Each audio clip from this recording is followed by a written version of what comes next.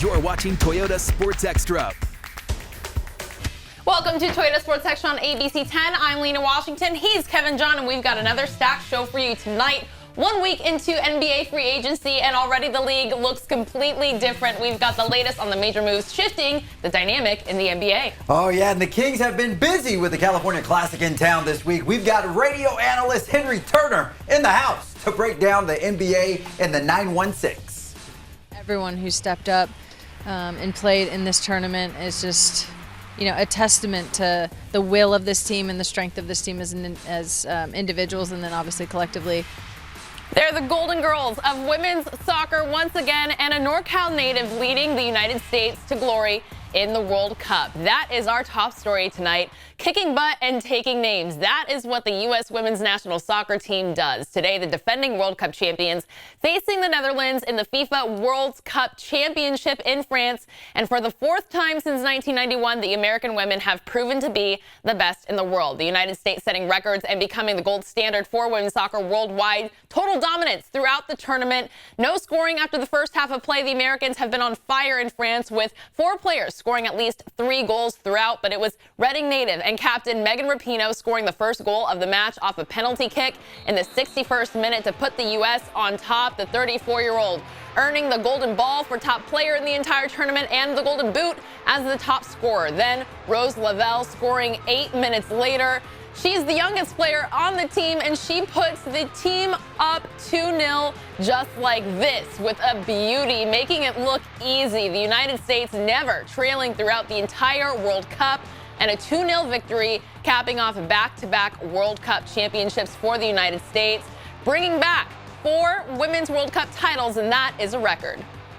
I think we're a leader in the world game and pushing the women's game forward and demanding more and, just seeing how incredible this game can be. I think this World Cup was such an amazing display from every team, from every player, of where the game is at now and where it's going in the future. I guess we're one of the best generations. There's no best because every team is ridiculously successful, but we can hold our weight, I guess.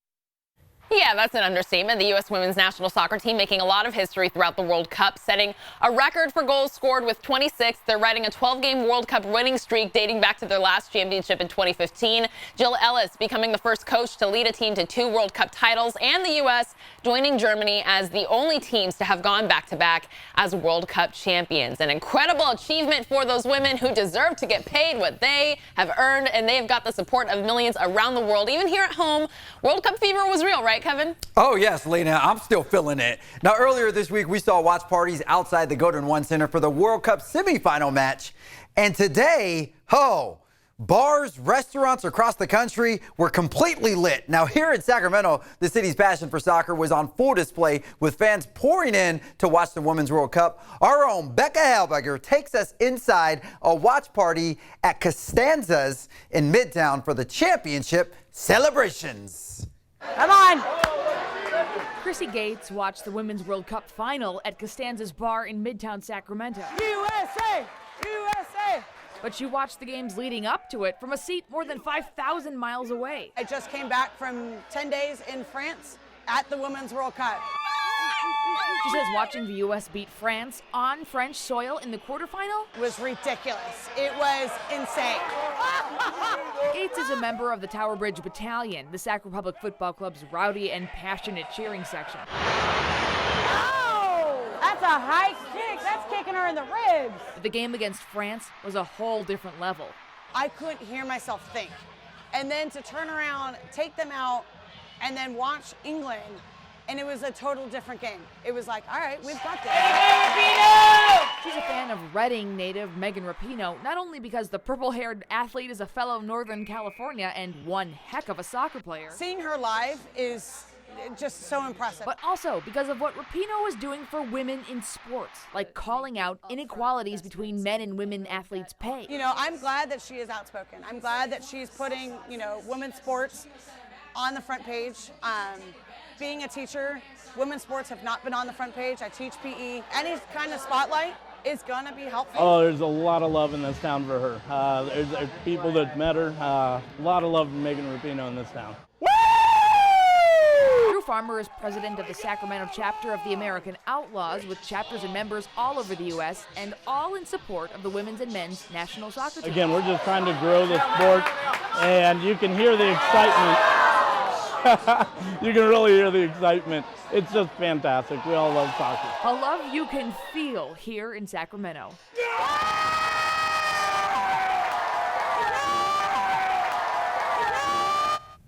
I love it. All the fills right there. That was our Becca Habager reporting. Now, coming up next, from the pitch to the hardwood, we're getting you caught up with NBA free agency in 30 seconds.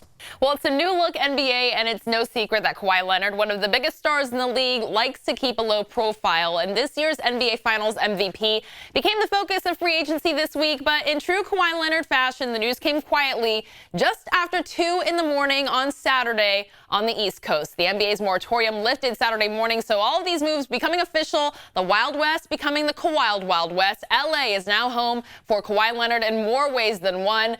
And he is going to the Clippers. He, of course, just helped the Raptors to their first NBA championship, but the two-time NBA championship shocking the world by choosing to join the Clippers and not the Lakers in Hollywood. Of course, they have LeBron James and Anthony Davis teaming up together next year, but Kawhi Leonard is reported to have a max contract with the Clippers at 4 years, $142 million. A lot of activity in the Western Conference as of late, particularly in LA. The Clippers not only luring Kawhi Leonard from the Raptors, but getting Paul George from the Thunder in a trade as well. The Lakers bringing in DeMarcus Cousins from the Warriors on a one-year deal, and the Warriors are getting former Kings big man Willie Cauley-Stein. Now, all of those changes will shift the power dynamic this upcoming season in the NBA. We are not done with the free agency period, but the Kings have been busy building their potential playoff team as well, Kevin. Yeah, true that, Lena. The Kings might be getting better, but it's definitely going to be a challenge for the Kings to make the playoffs this year, considering how stacked the Western Conference just got. My goodness. All right, let's be real. We all knew the Kings were going to land the likes of Kawhi Leonard, Paul George, Kevin Durant, and others, but that doesn't mean that the Kings didn't add some value to the roster. The Kings officially announcing the signings of free agent Corey Joseph and Trevor Ariza in press releases today. The team also announcing they signed one of this year's second-round draft picks, Kyle Guy, a two-way contract, meaning the former NCAA national champion will be spending time with the Stockton Kings in his rookie season. We're also expecting to hear from Kings general manager Vlade Divac tomorrow afternoon in Las Vegas when he introduces some of Sacramento's new free agency signings. Well, NBA Summer League continues in Las Vegas, and what happens in Vegas ends up on ABC 10. The Kings are coming off a win over China last night to kick off their run in Sin City. They will face the Mavericks tomorrow, and this is an opportunity for new head coach Luke Walton and his coaching staff to look at some of these young guys to see what they got. Kings were off today, so did they hit the slot machines? Of course not. They took the opportunity to practice, and look who it is. Our icon, Harry Giles. And no, he's not playing with the Summer League roster, but he is working out and remaining a presence within the team. Giles had a history with knee injuries. In fact, he sat out his entire first year in the NBA to rehab and develop both knees. Last year's season was cut a bit short, missing the final 11 games due to a quad contusion. Kings insist he's healthy and that they're just looking at other players in Summer League right now, whether they want to admit it or not. That's not up to me. The organization is erring on the side of caution, and his presence around the team, the training staff and the new coaches is certainly valued. No, it's a beauty to have those guys come and support and be around, because every day matters. Like, as you guys saw, like the West, you know, it just continues to get more competitive. And so, like, any opportunity we can get with the guys to be around, be a part of it, see what we're doing, ask questions, get workouts in that are kind of tailored to what we've been doing. You know, it's like anything else. Like, if you're trying to learn something, you know, you need time. Now, remember, ABC 10 is your go-to spot for Kings coverage you won't find anywhere else. We have much more from the NBA Summer League in Las Vegas and last week's California Classic on our ABC 10 YouTube channel. Our Sacramento Kings playlist stays up to date. Now, when we come back on Toyota Sports Extra on ABC 10, former Kings player and radio analyst Henry Turner joins the show to break down the California Classic and the new addition to the Kings in free agency. Plus, we are catching up with Kings legend Chris Webber, who made a special stop in Sacramento for the kids.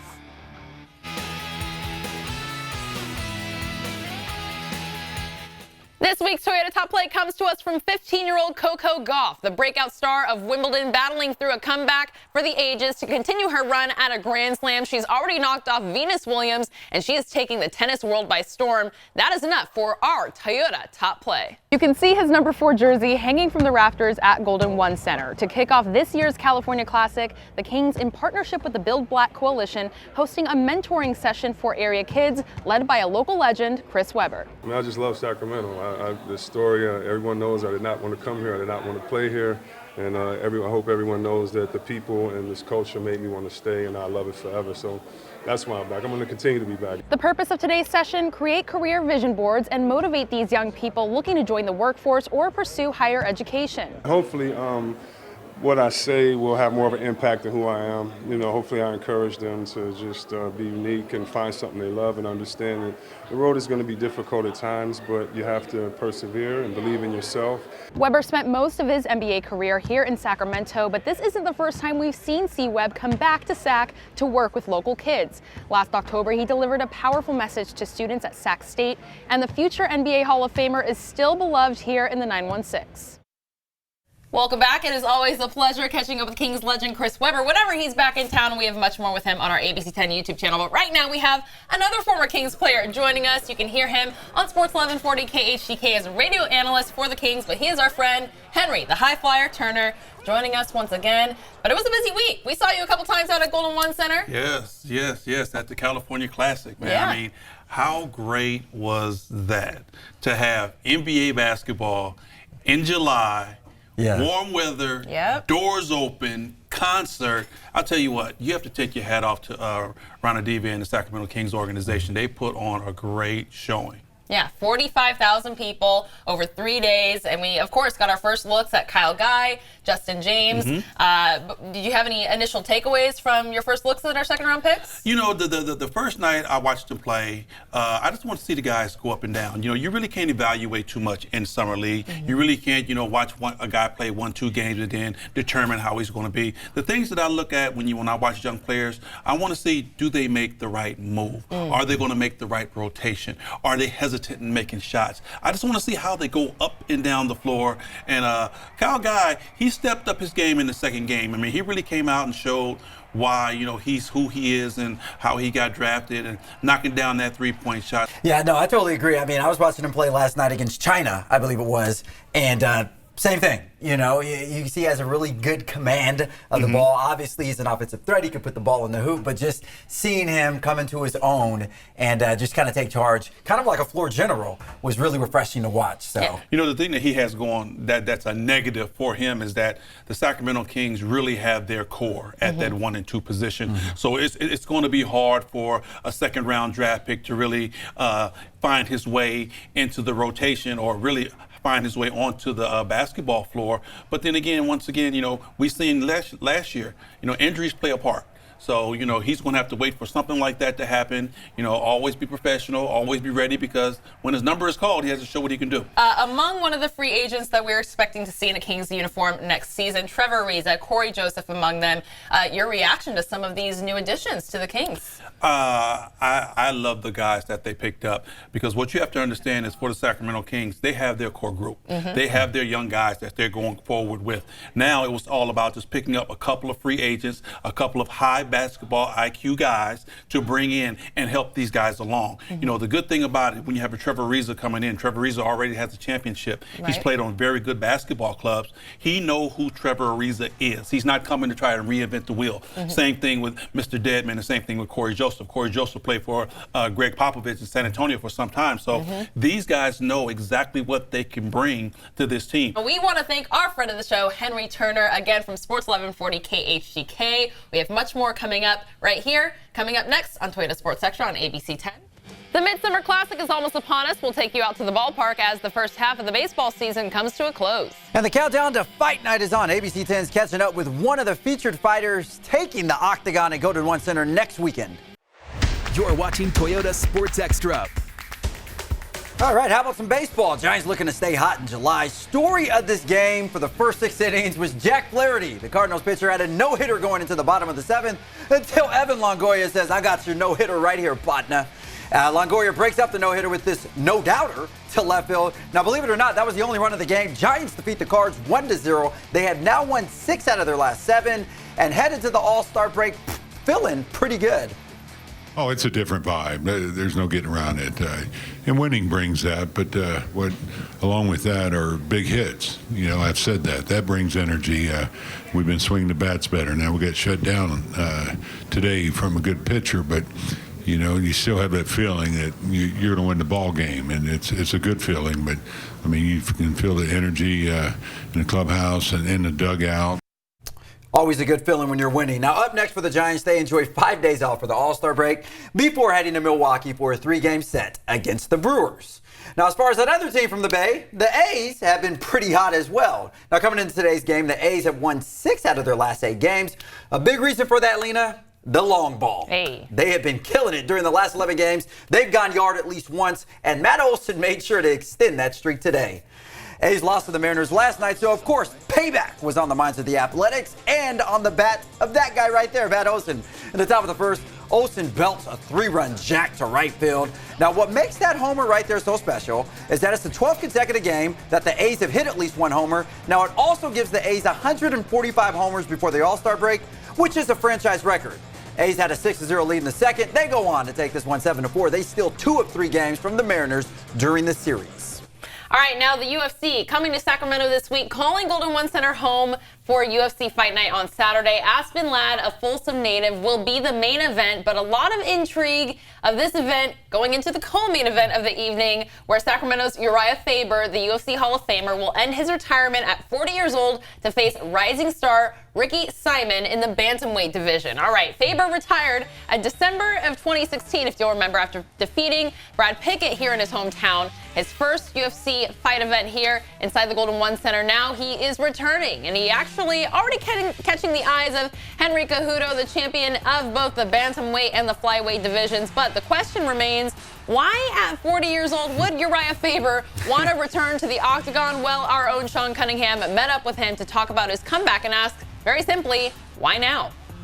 You know, I think kind of in the back of my head, you know, I always had talked about staying within USADA just in case I wanted to. And, you know, I know that when I retired, it was because I wanted to. It wasn't because I had to or anything like that. It was just like, felt like I wanted to focus on some other things, including, you know, starting a family and just give my body and mind a rest after 20 some odd years of grinding, and never ruled it out, absolutely. The lead up to this was, in my time off, taking a couple of high-level grappling competitions for fun and to stay competitive, and then getting a couple of offers from the UFC on short notice fights where I was like, man, I would if I would be taken a little more serious, to the current landscape of the division and the landscape of the UFC, and just feeling like I want to do it, you know, and that's the big switch, is just me just feeling like I want to. Our own Sean Cunningham sitting down with UFC Hall of Famer Uriah Faber. You can catch it all up on our YouTube channel in its entirety. And UFC Fight Night will be here in Sacramento at Golden One Center on Saturday. Gonna be exciting. Speaking of exciting, switching gears to NASCAR, Daytona Beach, often a popular destination for summer vacations because of the lovely weather. But today, the weather was anything but lovely. As a matter of fact, it was ugly, and unfortunately, well, Lina, it impacted conditions at Daytona International Speedway today. Yeah, to Daytona we go. Vroom, vroom, NASCAR action for the Coke Zero Sugar 400. And like I said, look at that, Mother Nature making her presence known. With 38 laps to go, it is storming out of control right there. You even see some lightning. Decisions were made to head to pit road or stay on the tracks. But after the lightning strike, and as we all know, whenever lightning strikes, 30-minute safety delays implemented. Eventually, after over 2 hours of delays, the race was declared official with 33 laps remaining. Justin Haley was named the winner because he was the first on the scoreboard at the time that the race was called. Lucky for him, it's Haley's first NASCAR Cup Series victory. The 20-year-old becomes the second youngest Cup winner in Daytona International Speedway history. This week's sports standout happens to hail from Auburn with dreams of playing in the NBA. Well, Well, lucky for him, his first taste of the association coming courtesy of his hometown Kings. Yeah, friends and family have their eyes glued on Isaiah Pinheiro at this week's California Classic right here at the Golden One Center. The former Placer High School star is on the Kings Summer League team, and the NBA has always been the dream, but he didn't think it would become reality until college. Not at Placer, no. You know, I was trying to get a college education. That was my first goal, and then as the years went on, I just kept getting better, and my love for the game grew, and so then my goal set higher to be an NBA player and have a long professional career. It's great just to be invited to Summer League, first of all, and then to be hometown, have 3 extra games, family, friends have been here supporting me, and so it's really good. I probably have around 20 people back there, but it's, you know, my parents, coworkers, friends. They brought some friends, and so it's good to see them in the crowd.